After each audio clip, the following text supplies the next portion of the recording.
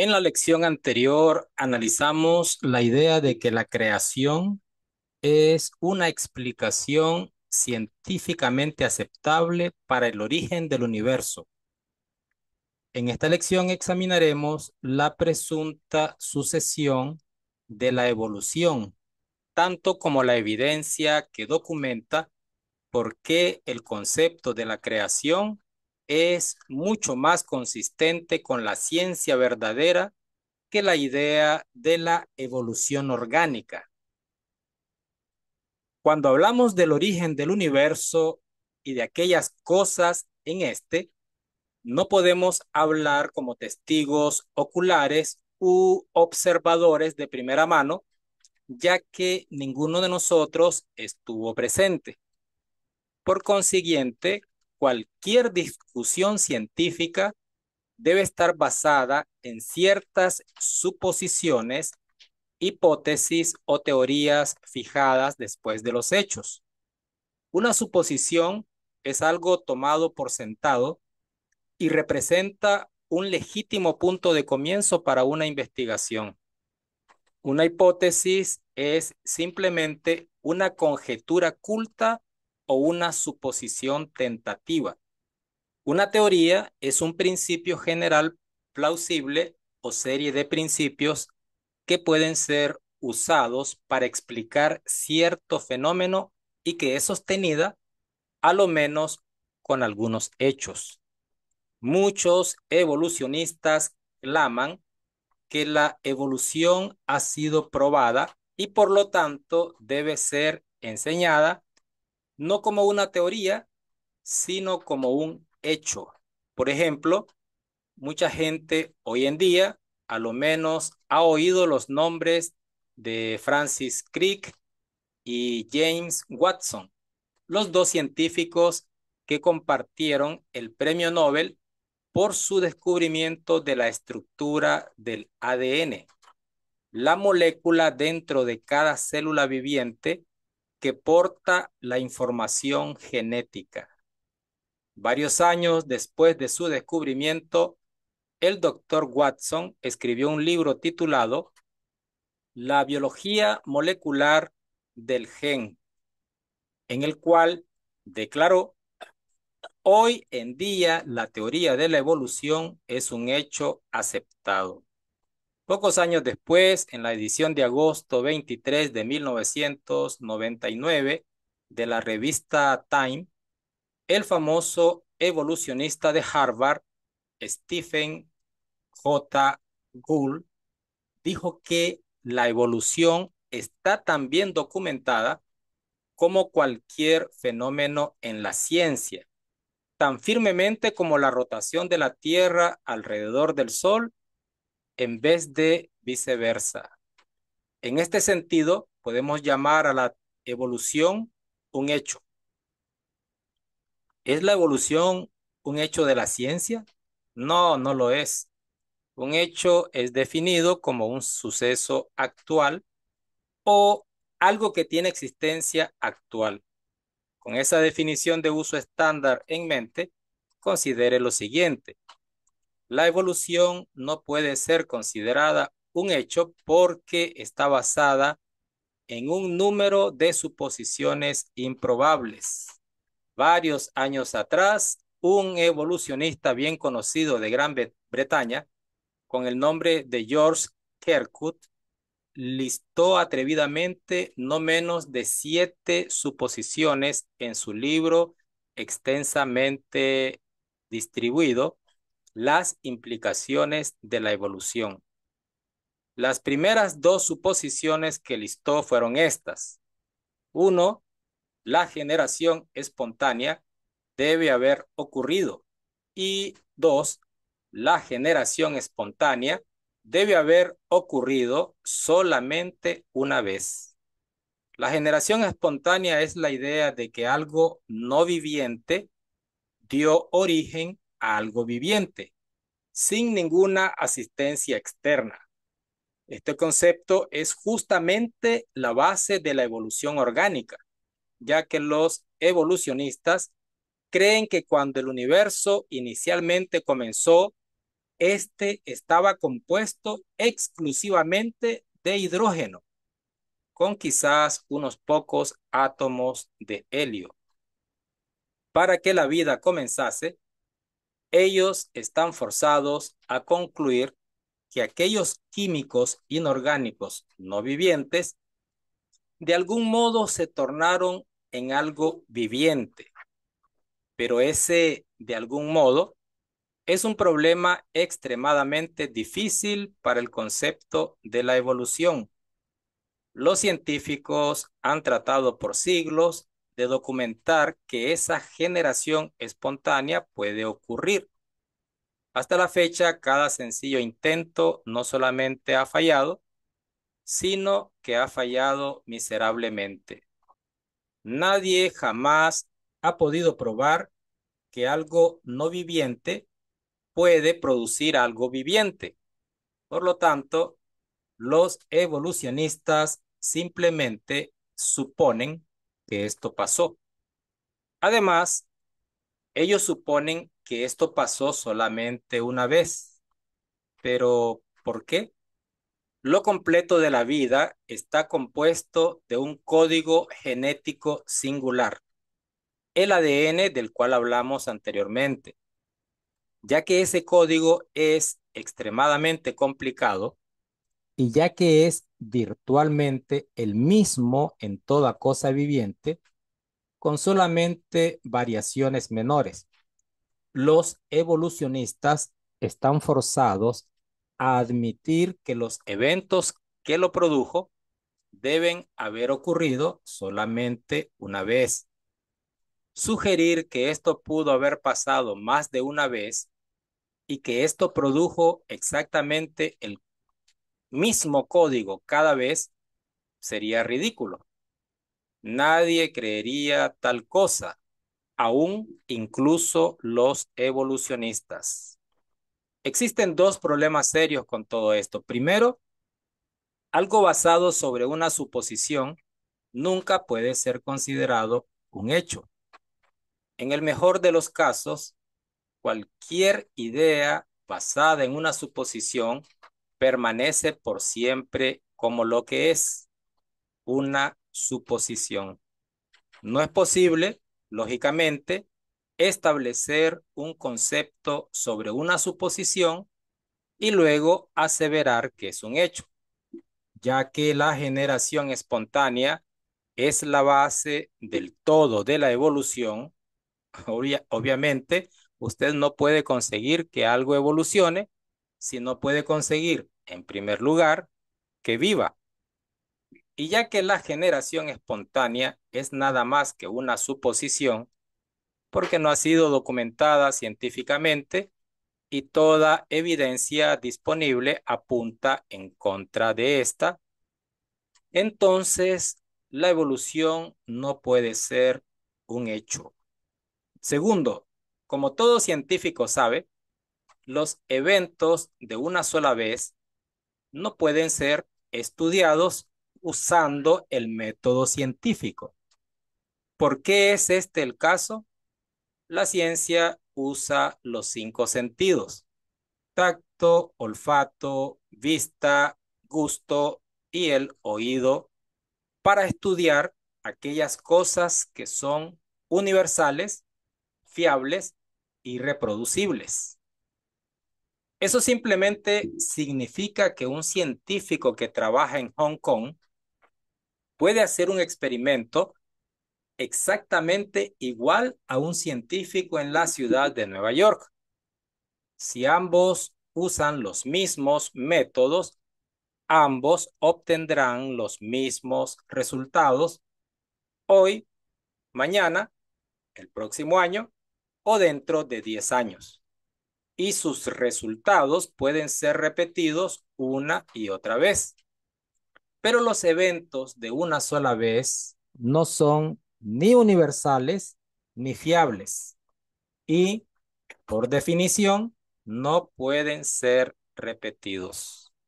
Los evolucionistas admiten que 2 de las 7 suposiciones improbables sobre las que está basada la evolución se centran en la idea de que la generación espontánea debe haber ocurrido y que debe haber ocurrido solamente una vez.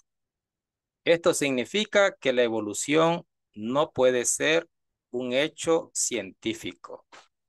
El doctor Kirkwood admitió el intento de explicar toda forma viviente en términos de la evolución de una fuente única es prematura y no sostenida satisfactoriamente por la evidencia del tiempo presente. La evidencia acreditativa permanece para ser descubierta. Nosotros podemos, si queremos, creer que tal sistema evolutivo ha tomado lugar, pero en mi caso no pienso que esto ha sido probado fuera de toda duda razonable. Luego, después de tratar los varios aspectos de cada una de las 7 suposiciones improbables en las cuales la evolución está basada, él observó: el primer punto que me gustaría tratar es que estas 7 suposiciones, por su naturaleza, no son capaces de verificación experimental. La evidencia que las sostiene no es suficientemente fuerte para permitirnos considerarlas más que una hipótesis de trabajo. La definición de uso estándar de un hecho es un suceso actual o algo que tiene existencia actual. ¿Puede algún proceso ser llamado un suceso actual cuando el conocimiento del cómo, cuándo, dónde, cuál y por qué falta? Si alguien sugeriría que un rascacielos hubiera simplemente pasado así por así, pero que el cómo, cuándo, dónde, cuál y por qué fueron completamente desconocidos, ¿estaría usted dispuesto a llamarle un hecho o una aseveración improbable? Preguntar es responder. Mientras lo mejor que los evolucionistas pueden ofrecer es una explicación insuficiente para el origen de la vida en el principio, un mecanismo igualmente inadecuado para la evolución de esa vida que de alguna manera comenzó por procesos naturalistas y un récord fósil lleno de eslabones faltantes para documentar su supuesto curso a través del tiempo, nosotros continuaremos llamando a su hecho simplemente una teoría o, todavía mejor, una hipótesis. El torcer la definición de la palabra hecho es un pobre intento de parte de los evolucionistas para añadir credibilidad a una teoría que carece en absoluto de cualquier mérito factual. Y no solamente son los creacionistas los que han hecho este punto. El biólogo molecular evolucionista bien conocido de Australia, Michael Denton, abordó este mismo punto en su libro de 1985, Evolución, una teoría en crisis. Después de admitir que jamás nadie ha documentado alguna evidencia para la supuesta cadena de vida, guiando de una clase de criatura a otra, el doctor Denton escribió: el concepto de la continuidad de la naturaleza ha existido en la mente del hombre, nunca en los hechos de la naturaleza. 13 años más tarde, en su libro de 1998, El destino de la naturaleza, el doctor Denton escandalizó a todos cuando dijo: sea que uno acepte o rechace la hipótesis del diseño, no hay excusa para no concluir que luce como si el mundo hubiera sido entallado para la vida. Parece haber sido diseñado. Toda realidad parece ser vasta, coherente, teleológicamente completa con la vida y la humanidad, como con su propósito y su meta. Nosotros estamos de acuerdo con ambos enunciados del doctor Denton. Los hechos de la naturaleza ciertamente no sostienen la evolución y el mundo, con mayor seguridad, parece haber sido diseñado. Incluso los evolucionistas admiten, aunque a veces de algún modo poco dispuestos, que el diseño implica un diseñador. Entonces la pregunta llega a ser, ¿quién diseñó el universo? Desde luego que no fueron esos padres míticos, Padre Tiempo y Madre Naturaleza. Ellos no poseen la habilidad de diseñar algo. Incluso donde quiera que miremos, en el mundo alrededor nuestro, vemos evidencia de la más compleja clase de diseño, desde nuestro masivo universo hasta las diminutas células de las cuales somos hechos. Dios, no la evolución, es responsable. Ese es el hecho más impresionante que conocemos.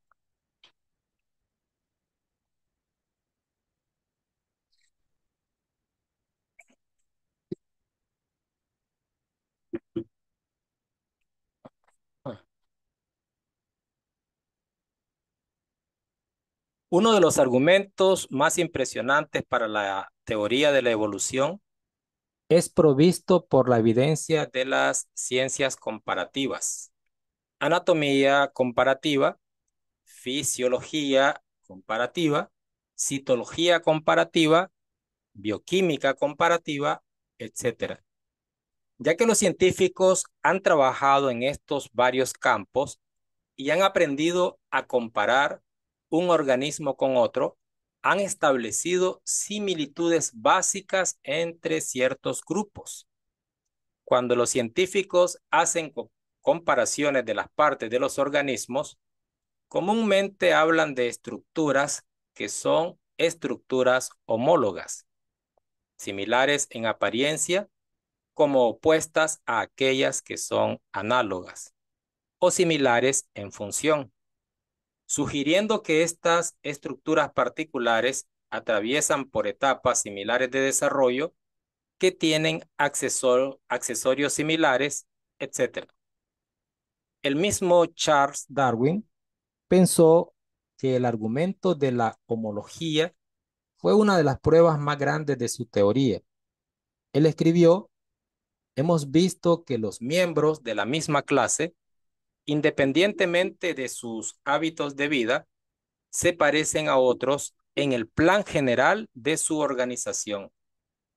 No es poderosamente insinuante de la relación verdadera de la sucesión de un antepasado común. Es verdad que a primera vista la ascendencia de un antepasado común parece ser un argumento muy lógico, una idea que parece tener mucho sentido. Después de todo, no es así como explicamos tales similitudes como el hecho de que hermanos y hermanas lucen más parecidos que los primos. ¿Y por qué es este el caso? Porque ellos tienen padres más cercanos en común. Los evolucionistas tienen una impresionante serie de datos a su disposición.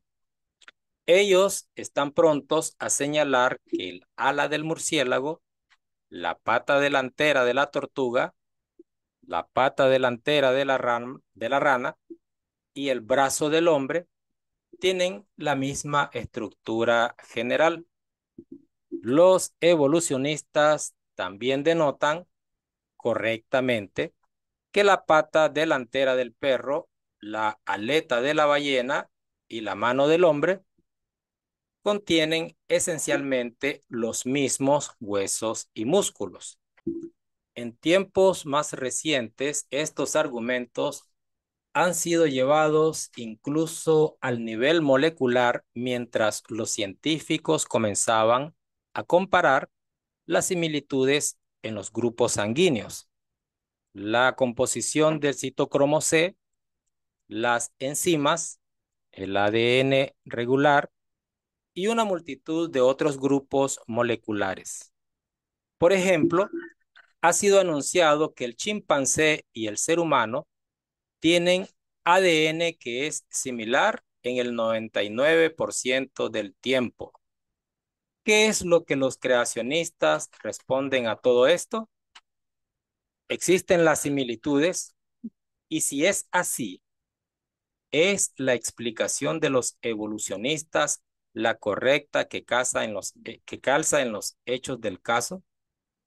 Primero, vamos a ver cómo los creacionistas no responden a este argumento. Los creacionistas no niegan las similitudes. Estas sí existen. Los creacionistas no son ignorantes de la existencia de tales similitudes. Sin embargo, están aquí tanto que puede aprenderse una lección extremadamente valiosa en la controversia de la creación-evolución. Esta lección es que raramente son los hechos los que están en disputa. En cambio, es la interpretación sentada sobre los hechos la que está en disputa. En el caso de las similitudes básicas, si en el nivel anatómico o bioquímico no hay propósito útil para negar que tales similitudes existen, tanto los creacionistas como los evolucionistas tienen acceso a los mismos factores. Sin embargo, el evolucionista mira la información y dice que la similitud es prueba de un antepasado común. Por otra parte, el creacionista examina la información y sugiere que la similitud es evidencia de la creación de acuerdo a un diseño común. Ambos lados tienen una interpretación a la mano para la información y en muchos casos cualquiera de las explicaciones puede parecer funcionar a primera vista. No obstante, el argumento de los evolucionistas es exitoso si solamente ciertas porciones de la información sobre la homología están presentes. Además, considere esto. Si la similitud prueba un antepasado común, entonces la desigualdad prueba que ningún antepasado común existe. Solamente cuando los evolucionistas se permiten elegir y escoger las similitudes que cuadran con la teoría de la evolución, el argumento de la homología puede funcionar. Cuando los evolucionistas presentan todos los factores, incluyendo aquellos que documentan desigualdades, el argumento de la homología falla completamente. Un científico veterinario, R.L. Wyson, proveyó una lista extensa de cada dato, entre los cuales estuvieron los siguientes ejemplos: el ojo del pulpo, el corazón del cerdo, el rostro del perro pequinés, la leche de la burra y el músculo pronador cuadratino de la salamandra japonés son muy similares a la estructura análoga del ser humano. ¿Muestran estas similitudes relación evolutiva? El peso del cerebro en proporción al peso del cuerpo es mayor en el mono enano de Sudamérica, llamado leoncito, que en el hombre, ya que esta proporción es usada para demostrar la relación entre los primates y el hombre. Por consiguiente, ¿es el leoncito más evolucionado que el hombre? Los nódulos de las raíces de ciertas plantas leguminosas y los crustáceos, Daphnia, contienen hemoglobina, el pigmento de la sangre encontrado en el hombre. ¿Están estos organismos cercanamente relacionados con el hombre?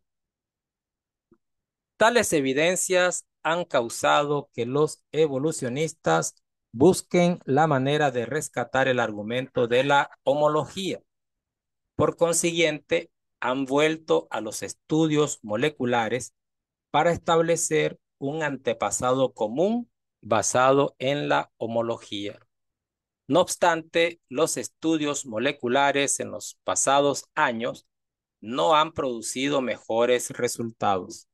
Por ejemplo, dentro de las células de los organismos vivos se encuentran los cromosomas que portan los genes responsables para la composición del organismo genético. Si ha habido una evolución gradual de lo simple a lo complejo, entonces el sistema evolutivo predeciría también que habría allí un incremento en el número y calidad de los cromosomas, ya que uno sube en la escala evolutiva. Los factores, tales como aquellos presentados en esta lección y en la anterior, podrían ser multiplicados muchas veces. Sin embargo, el punto es que los creacionistas tienen a su disposición un arsenal impresionante de evidencia para confirmar la conclusión de que la creación calza los factores científicos disponibles mejor que la evolución. Los científicos creacionistas sugieren que, excluyendo el uso de la Biblia o cualquier otra literatura religiosa, la evidencia científica a favor de la creación y la evolución sea presentada meticulosa y justamente. Los estudiantes, después de examinar toda información y considerar cada alternativa, pueden pesar las implicaciones y consecuencias de las dos posiciones y decidir por sí mismos cuál es creíble y razonable. Eso es educación buena y ciencia buena, en la tradición más excelente de la libertad académica. Aún Charles Darwin, en su introducción a El origen de las especies, en 1859, declaró: estoy muy consciente que apenas un punto sencillo es tratado en este volumen, en el cual los factores aducidos a menudo pueden ser aparentemente guiados a conclusiones directamente opuestas que a aquellas a las cuales he llegado. Un resultado justo puede obtenerse solamente por declarar y balancear completamente los factores y argumentos de ambos lados de cada cuestión. No obstante, muchos evolucionistas buscan cubrir todo reto de dentro o fuera del sistema científico o educacional, disimulando las falacias y debilidades de la evolución y oponiéndose inflexiblemente a la escucha del hecho científico para la creación. ¿Por qué es así? Pueden existir dos posibilidades. Primero, puede ser que los evolucionistas consideren a las personas como demasiado ignorantes o demasiado analfabetas para ser expuestas a estas ideas competentes de los orígenes. Por consiguiente, estas deben ser protegidas y cuidadosamente adoctrinadas en ideas correctas por aquellos que se consideran a sí mismos como la élite intelectual, los únicos poseedores de la verdad. Segundo, habiendo construido cuidadosamente y deliberadamente esta frágil torre de hipótesis fundada sobre hipótesis, puede ser que los evolucionistas están conscientes del hecho de que la evolución se desenvolvería gravemente si es expuesta a un desafío abierto y determinado, y si esto es hecho, la gente aceptará la creación como el más lógico de los dos conceptos de los orígenes. A pesar de esto, es apremiante que toda la evidencia sea presentada para que así estas dos alternativas del concepto de los orígenes puedan libremente competir en el mercado de ideas.